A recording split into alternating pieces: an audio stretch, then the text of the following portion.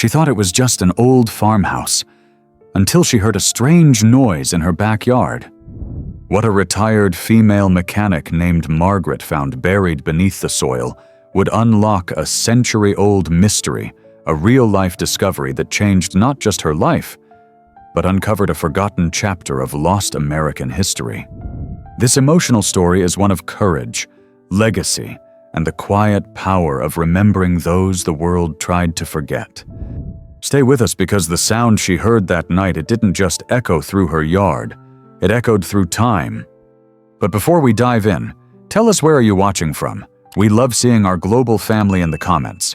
Let's get started. Margaret never planned on retiring at 45, but after 2 decades fixing engines and crawling under trucks, her body said enough. She packed up her tools, left the noisy shop behind, and traded grease-stained coveralls for a quiet patch of land out in rural Pennsylvania. The house was nothing fancy, an old farmhouse with chipped paint and a porch that leaned like it had secrets to tell. But for Margaret, it felt like home the second she stepped inside. She wasn't looking for perfection. She just wanted peace, and maybe a place to breathe for the first time in years. Her first night there was quiet. Too quiet, actually. No traffic, no buzzing tools, no late-night phone calls, just crickets, wind through the trees, and the occasional groan of the old wooden walls settling into sleep. Then, scrape! A strange sound pierced the stillness, like metal dragging against stone. It came from the backyard. Margaret froze. She wasn't the type to scare easy, but something about that noise, it wasn't normal. She pulled back the curtain. The moonlit yard looked calm. Still, but deep in her gut, she knew something was off. She told herself she'd check it out in the morning. But what she didn't know then was that noise would lead her to something buried far beneath the soil. Something lost to history. Something no one was ever meant to find. The next morning, Margaret was up before the sun. Years of early shifts at the garage had trained her body to rise with the dawn, even without an alarm. But today wasn't about routine. Today, she had a mystery to solve. She grabbed her worn-out boots, laced them tight, and stepped into the backyard. The autumn air was brisk, sharp enough to wake her senses. A light fog hovered above the ground, giving the whole yard an eerie stillness, like it was holding its breath. She walked toward the far edge of the property, past a weathered tool shed and an old oak tree that stood like a silent guardian. That's where she'd heard the noise. Gravel on metal. Not natural. Not animal. Something man-made. The grass was overgrown there, hiding decades of neglect.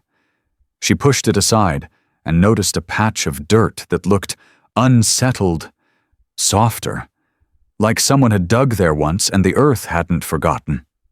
She fetched a shovel from the shed. It wasn't the kind of digging she was used to, but Margaret didn't hesitate. She began to dig slow, steady, measured. Every shovelful of dirt made her heartbeat quicken. She didn't know what she was expecting. A pipe? An old septic tank? Maybe just rocks. But a part of her, something deep and unexplainable, knew it was more than that. After nearly an hour of sweat and silence, her shovel hit something solid. Clang! She paused, heart pounding. She dropped to her knees, brushing dirt away with her hands. Metal. It was a circular hatch, rusted and weather-worn, about 3 feet wide. There was no handle, just a faint outline where the edge met the earth. Margaret sat back on her heels. Her breath came out in little clouds. What the hell is this? She didn't know whether to feel excited or terrified, but the one thing she wasn't was willing to ignore it. Using a pry bar from her shed, she wedged the tip under the edge of the hatch and pushed with all her strength. It groaned loud, reluctant, then gave way. A rush of cold. Stale air spilled out like the earth itself was exhaling. Beneath it a tunnel, narrow, dark, and man-made. She hesitated, staring down into the void. Her flashlight barely pierced the blackness, but what little she saw made her stomach knot. Wooden supports, old and splintering, lined the tunnel walls. It went down farther than she could see. She could have walked away, called someone. Maybe she should have, but something told her that whatever was down there, it was waiting to be found. Not by authorities, not by treasure hunters, by her. So she climbed in. The ladder creaked under her weight, but held. The air grew colder with every rung. The silence was suffocating, like sound itself didn't dare exist down here. At the bottom, the tunnel stretched forward, straight and narrow, swallowed by darkness. Margaret moved slowly, flashlight in hand, heart pounding against her ribs like a war drum. Each step kicked up dust that hadn't moved in decades. The deeper she went, the more the air thickened with mystery and something else, history. She passed old tools, rusted picks, broken crates, shattered lanterns. Everything was coded in time.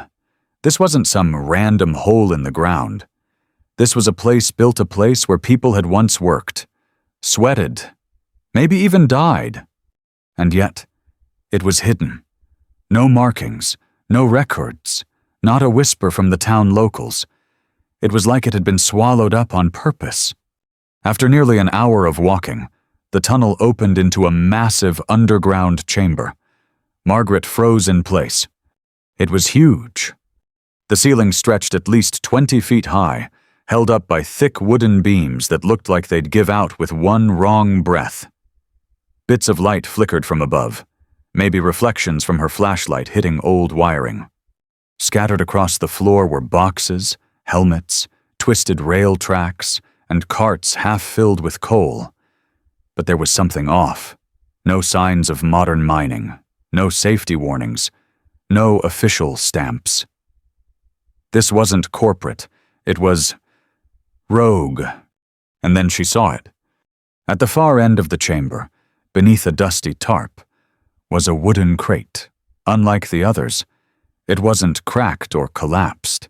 It stood alone, as if untouched. Margaret approached slowly, every footstep echoing like thunder in the silence. She knelt down, pulled back the tarp, and gasped. Inside, stacked neatly and glimmering faintly under her flashlight, were dozens of gold coins.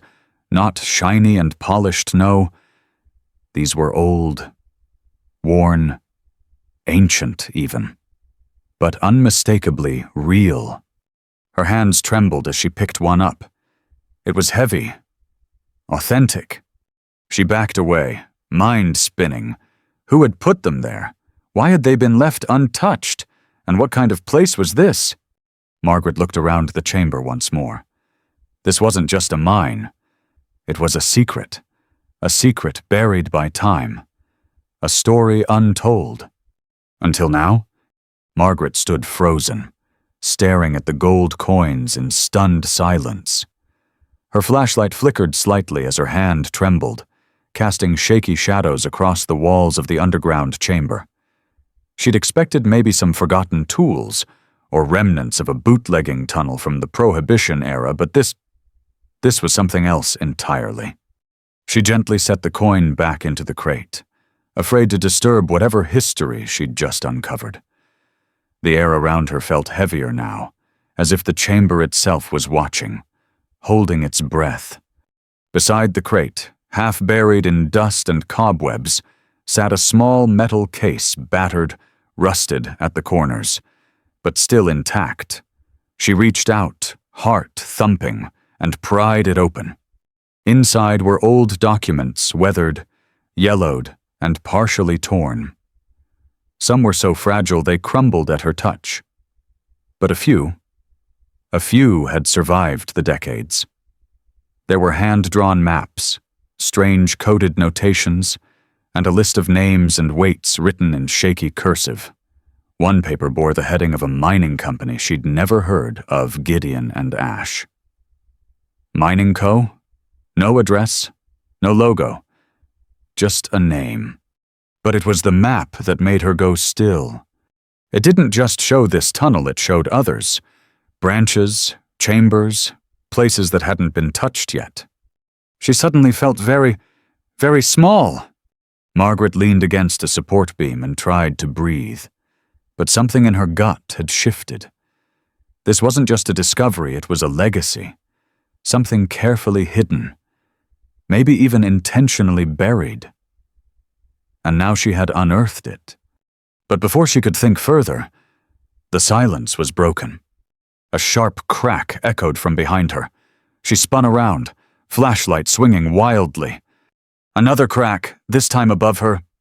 Her eyes darted upward just in time to see dust raining from the wooden beams overhead. One of the support columns near the far wall creaked loudly, then snapped in half with a violent crack, splintering into pieces. A section of the ceiling sagged. "No, no, no," she whispered, backing away. The chamber groaned as if it were alive and angry. The earth around her began to tremble lightly at first, then stronger. Not a full collapse. Yet. But it was a warning. The mine was old, weak, and clearly dangerous. Margaret bolted. She clutched the metal case tightly against her chest and dashed back into the tunnel, boots pounding against the ground, echoing like a drumbeat of panic. Behind her, more beams groaned and cracked. Stones fell. The tunnel hissed with dust and age. She didn't look back. She couldn't. Every ounce of her energy was focused on moving forward. Faster. Faster. Her flashlight dimmed. "No, don't you dare!" It flickered once, then died. Margaret skidded to a stop in complete darkness. Her breath came in gasps, and for a moment, all she could hear was the wild pounding of her heart. Then a small beam of light, just up ahead. The ladder. She nearly cried with relief, clambering up as fast as her aching knees would allow. Margaret emerged into the fresh air like a drowning woman breaching the surface. She collapsed onto the grass, coughing, covered in dirt and cobwebs, clutching the metal case like a lifeline. The hatch below her let out one last groan. And then silence. The tunnel hadn't fully collapsed, but it might not hold for much longer. She lay there on her back for a moment, staring up at the gray morning sky, heart still racing. That underground chamber, it wasn't just a mystery. It was a death trap. And she'd come within seconds of becoming another secret buried in its depths. But somehow that didn't scare her. It moved her. She sat up slowly, wiped dirt from her hands, and looked at the case beside her. The gold was shocking, yes, but the documents, the maps, the names, those were what truly mattered. This wasn't just a hidden treasure. It was lost history. People had once worked down there, lived, risked everything, and someone had tried to erase their story. Not anymore. Margaret picked up the case and walked back toward the house, her mind already racing. She didn't need fame. She didn't want fortune. What she wanted was the truth. And now she had a responsibility to bring it to light. Margaret sat at her kitchen table, hands still trembling, a cup of black coffee untouched and going cold beside her. The metal case she had brought up from the mine sat open in front of her. Its contents spread out across the table like puzzle pieces from a different century. The gold was still there untouched, but her eyes weren't on the coins. They were on the papers. The names, the maps, the codes. Something had changed inside her. All her life, she had worked with machine simple problems, clean fixes, oil leaks, snapped belts, rusted bolts. But this wasn't something you could fix with a wrench. This was bigger. This was history raw, hidden, and painful. And someone had tried to erase it. She picked up one of the crumpled sheets. At the top, it read, Gideon and Ash Mining Co., 1894. Beneath it, Tunnel Expansion Route C, unsafe. Do not use. Yet it had been used. That much was clear. And if her map reading was right, it wasn't just that single tunnel, there were dozens of chambers under her land. Maybe even under the land of the neighbors. And then there were the names. Next to initials and weights were check marks, some crossed out. She didn't know what they meant, but something about it made her uneasy. As she traced the handwriting with her finger, one name caught her eye. Monroe, age 12, 73 Elbius. She stopped breathing. A child? Her heart sank. This wasn't just a forgotten gold stash. This was a mine worked by hands far too small, far too young. Suddenly, she couldn't sit still. She pushed away from the table, grabbed the papers and her phone, and dialed the only person she could trust, her older brother, Tom, a local history teacher and part-time archivist. Tom, she said the moment he picked up, her voice shaking. I need you to come over, right now. Bring your gloves and a magnifier. He didn't ask questions. Tom knew his sister well enough to hear when something was real. Within the hour, he was sitting across from her, glasses perched low on his nose, scanning the documents with a quiet intensity. When he finally looked up, his face had gone pale. This isn't just a mine. Margaret, he whispered, this is a company town operation, illegal, off the books. These kinds of sites were hidden to avoid regulation. Cheap labor, no oversight. If what you found is real, it is real, Margaret said firmly. He nodded. Then we've uncovered something no one was supposed to find.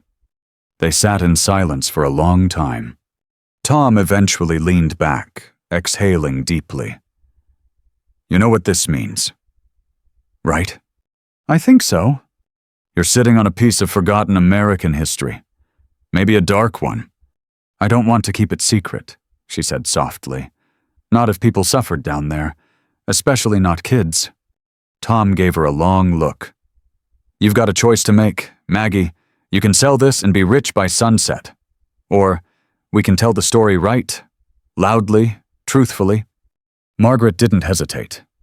We tell it, and just like that, the weight on her chest lifted, not gone, but lighter.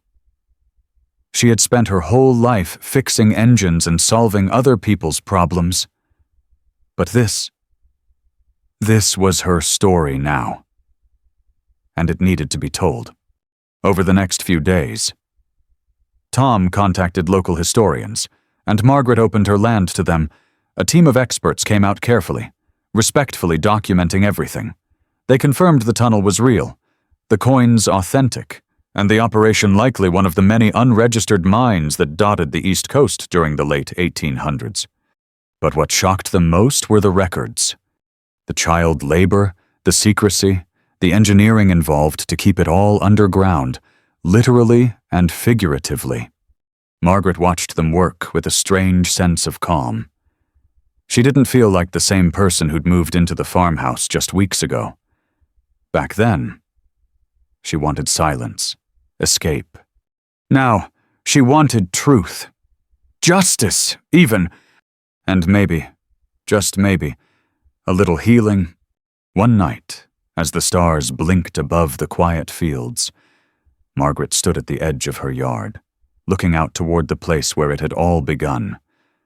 The hatch was still there, but now it was sealed, protected, and marked as a historical site in progress.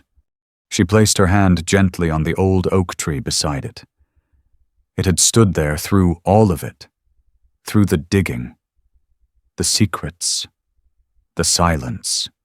"Not anymore," she whispered. It didn't take long for the news to spread. Within a week, Margaret's quiet farmhouse had become the center of a growing storm of attention. Local newspapers picked up the story. First, retired mechanic uncovers underground mine in her backyard. But soon, national headlines followed Gold and Ghosts, a hidden chapter of American history discovered in Pennsylvania. Margaret watched it all unfold from her front porch, a mug of tea in her hands, and Max, her loyal old Labrador, resting by her feet. Reporters called non-stop. Historians showed up with clipboards and cameras. Some strangers even drove across state lines just to stand near the place.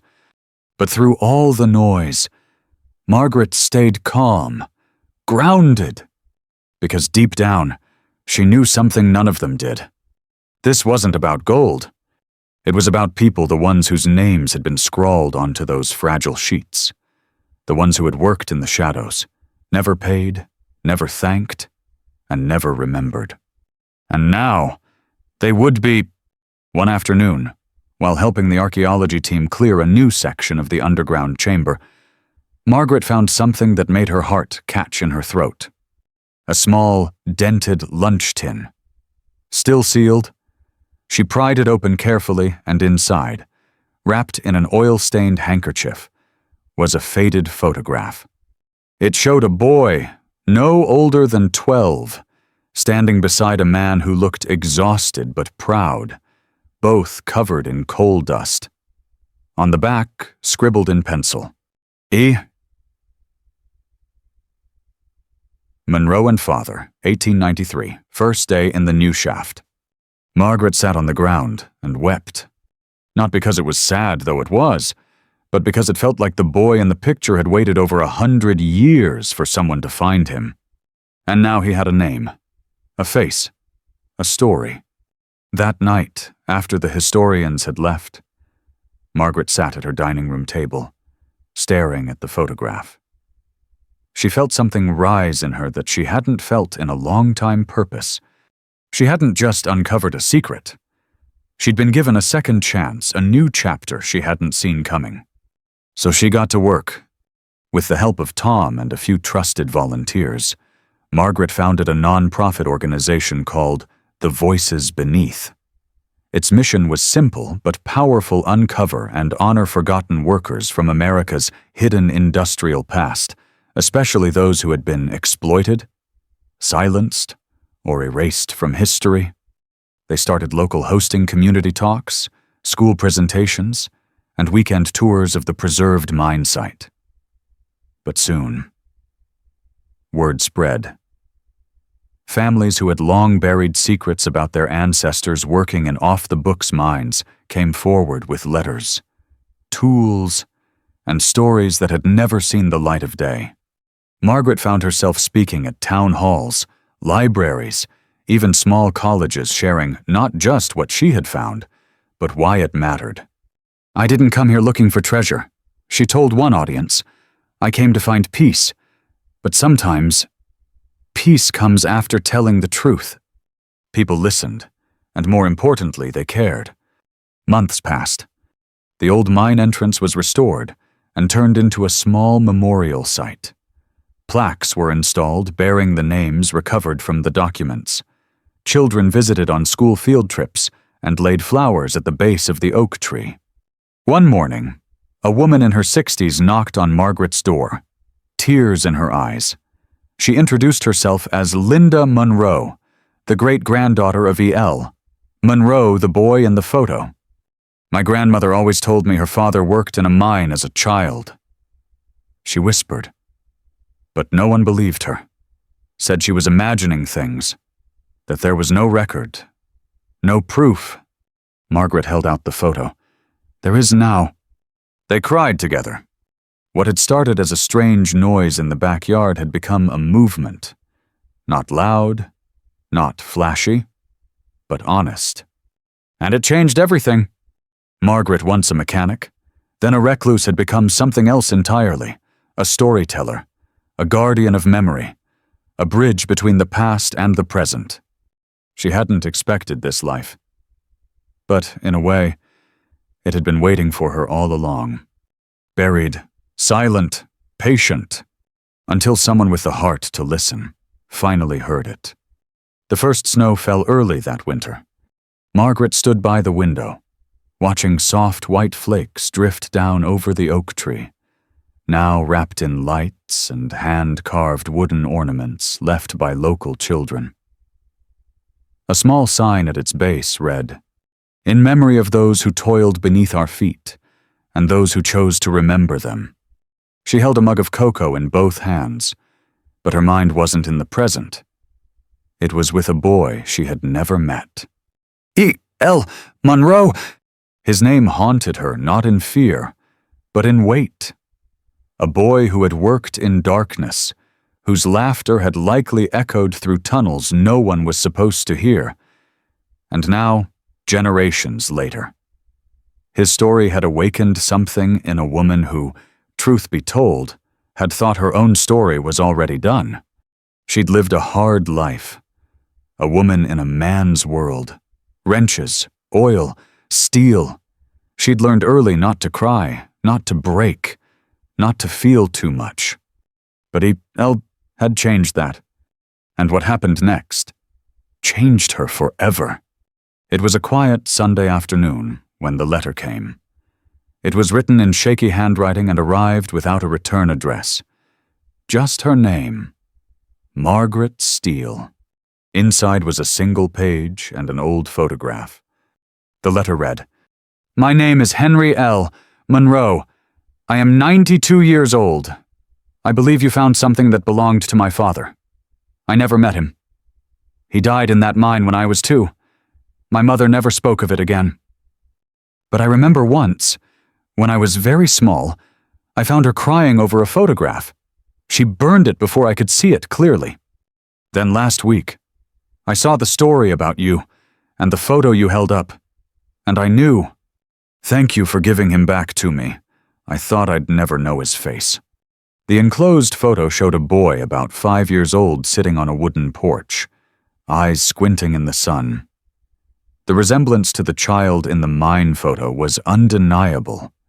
Margaret clutched the letter to her chest, and for the first time in years, she wept. Not because of sadness, but because she realized, in that moment, that the work she'd done, the pain she had unearthed, was not just about the past. It was about healing something in the present. She wrote back, invited Henry to visit. 2 weeks later, bundled in a thick coat and scarf, Henry stepped out of a transport van and onto Margaret's snowy driveway. His hands shook not from the cold, but from something deeper. His great-granddaughter, Emily, helped him walk. When Margaret met him at the door, neither spoke. They simply hugged. Later, she led him down the path to the memorial, where his father's name now stood, etched in brass. Henry touched the plaque with fingers as thin as paper. "My mother never forgave the world," he whispered. "But maybe now, I can—" From that day on, everything changed for Margaret. She began traveling, speaking at schools, libraries, historical societies. But she didn't speak like a historian. She spoke like a human being, raw, imperfect, vulnerable. She told them the story of a strange noise in the night, a rusty hatch, a forgotten mine. But more importantly, she told them what it meant to remember. She didn't try to be inspirational. She just told the truth. And somehow, that was more powerful than anything else. One night, after giving a talk at a local high school, a young girl came up to her, eyes filled with tears. "My grandfather worked in the mines," she said softly. "He died before I was born. We never talked about him. I didn't even know his name was on a list until today." Margaret knelt down to her level, placed a hand on her shoulder, and said, "Then today, we remember him together." The girl hugged her. And in that moment, Margaret saw herself not the tough mechanic, not the keeper of documents, but the woman who once stood in the dark, flashlight trembling, heart wide open, and chose not to turn away. She used to think retirement meant an end, but now she knew better. Sometimes life gives us a second calling, not one we choose, but one that chooses us quietly, gently, through grief, truth, and grace. And when it comes, we have two options. Shut the door, or open it wide. Margaret had opened it, and in doing so, she'd opened something else. A path toward healing. Not just for herself, but for families, for stories, for history. Spring came late that year. The frost clung stubbornly to the fields, as if the land itself didn't want to wake from its long winter sleep. But beneath the surface, things were shifting, quietly, purposefully, just like they had in Margaret. She walked along the edge of her property one morning, a light breeze carrying the scent of thawing earth and old pine. The memorial stood at the far end, its brass plates now polished from so many hands touching them, tracing names, whispering stories, leaving flowers and notes of thanks. She paused there, like she did every morning, not out of routine, but out of respect. Because every name on that wall had once been a secret, buried, forgotten, dismissed, and now they stood in the light. Margaret never imagined that one day school buses would line the road in front of her little farmhouse, that children would run across her lawn, clutching notebooks and wide-eyed wonder, that parents would stand quietly by the old oak tree, wiping tears as they read the words etched in bronze. She had turned a backyard into a classroom, a mine into a memorial, a tragedy into a legacy. But most of all, she had turned silence into story. And not just any story, a story that mattered. One May afternoon, during the dedication of a new wing at the local museum funded entirely by community donations, Margaret was asked to speak. She didn't want to.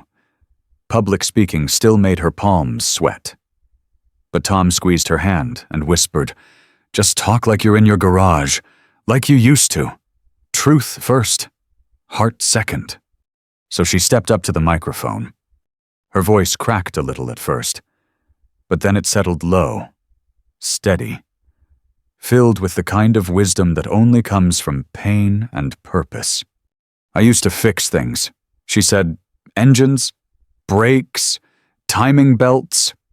People brought me their broken cars, and I made them run again.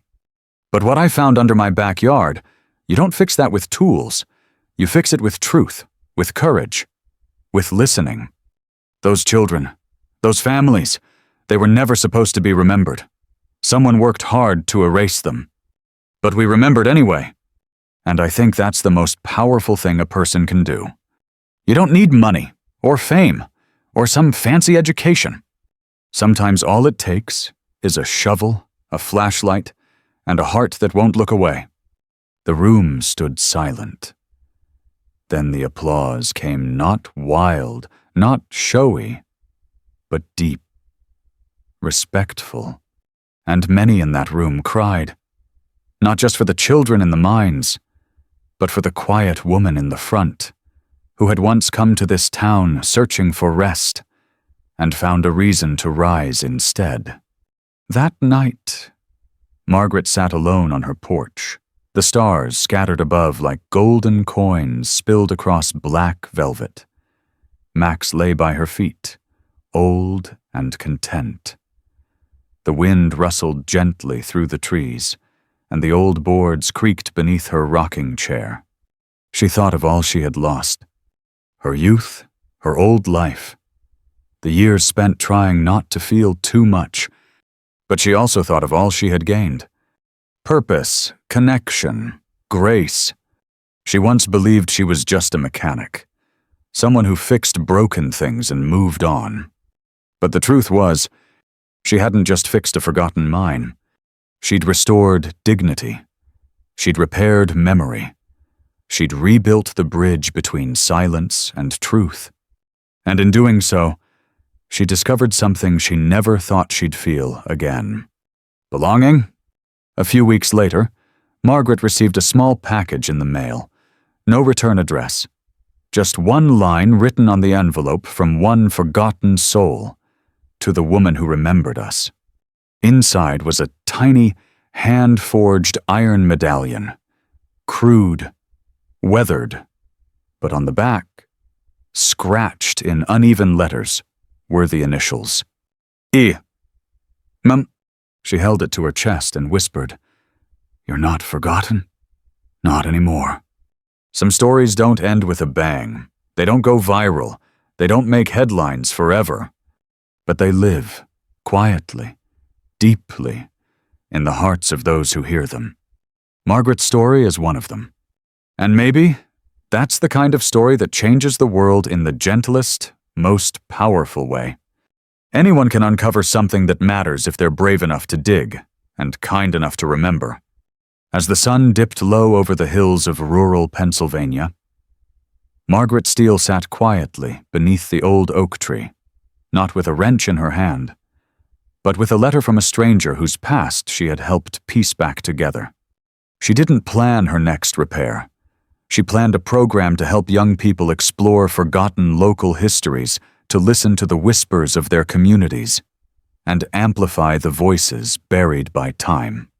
Because the story she unearthed didn't belong to her alone. It belonged to every child who labored in silence, every family who was told their pain didn't matter, and every ordinary soul who ever believed they were too small to make a difference. The woman once known for fixing broken engines had become something more, the keeper of memory, and the voice for those once erased. For Margaret and for those who will follow her lead, the past isn't a burden. It's a beacon. And remembering, that's how we rise. The end. Up next, 2 more powerful true stories waiting to be told. Click to keep listening, and don't forget to hit subscribe if you believe no one's story should ever be forgotten.